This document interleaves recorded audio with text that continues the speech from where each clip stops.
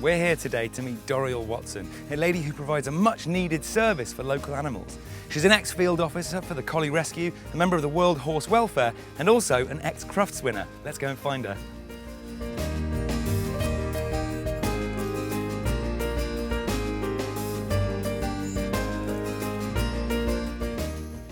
Hello, Doriel. Hello. How are you doing? Lovely to meet you finally. Nice to meet you as well. So how did you first get into to animal welfare? Oh, I don't know. I just have this great love of animals, and anything that's a leg short, a head missing or something, exaggeration, but I have to rescue it. I can't turn my back on something that is in distress. I noticed you've got a lot of horses over here. Have you got any in recovery at the moment that we could meet? Yes. Brilliant. Yes. Let's go around this way.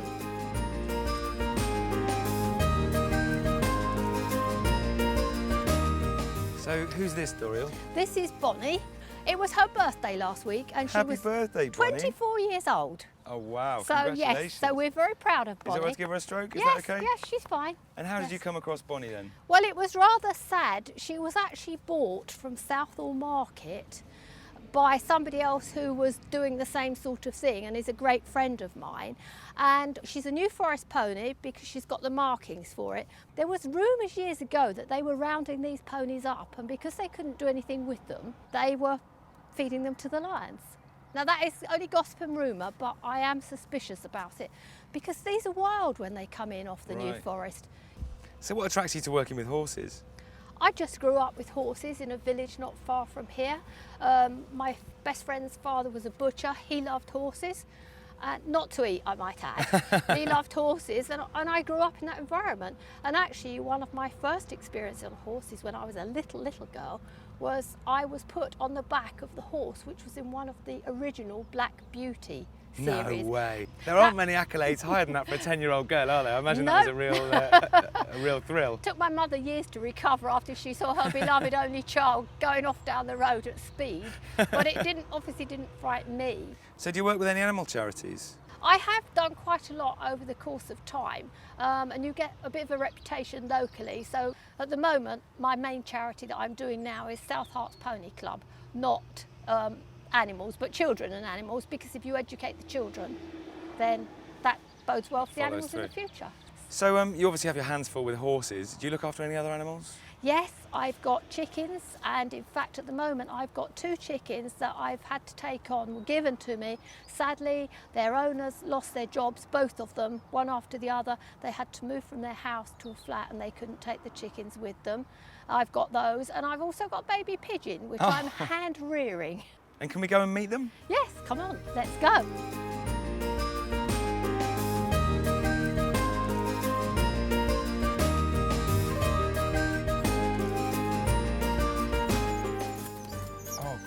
Who's this then?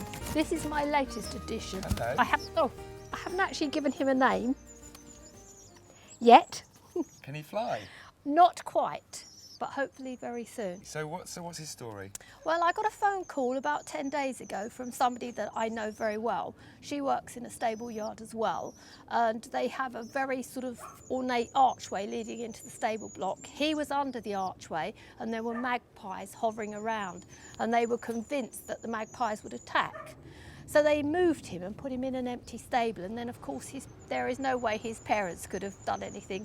We're having a bit of a Blue Peter moment here. I don't know if you remember the elephant scene that's made quite famous by all those list shows, but I've got bird poo on my hand. But there's no comparison. Look at a little bird poo like that. I mean, there's not many people really that would bother to show this much compassion to the common or garden house pigeon. They're thought of as the vermin of the highways and byways. So I know. You know, it takes a special kind of person, I think, to bother looking after and hand rearing a pigeon. Do you have to feed him? Yeah, I have to feed him every couple of hours, and the days I work, I take him into work with me. So you're like Dr. Dolittle then in many ways? Yes, I suppose I am really, aren't I? I don't look at it like that though. They're just living things and I can't turn my back on them. Oh, are you expecting any more animals? Well, yes and no. It's rather sad. I have a very good friend and sadly she has a brain tumour. I'm praying that she pulls through okay, but if she doesn't, I know that she's got lots of animals herself. I know that she's got about a dozen miniature sheep, about 9 goats. I don't know how many chickens and ducks because she doesn't admit to me. And then she has a couple of donkeys and probably half a dozen little rescue ponies. Wow. And her family will look to me to do something with them. So yes, I could be inundated.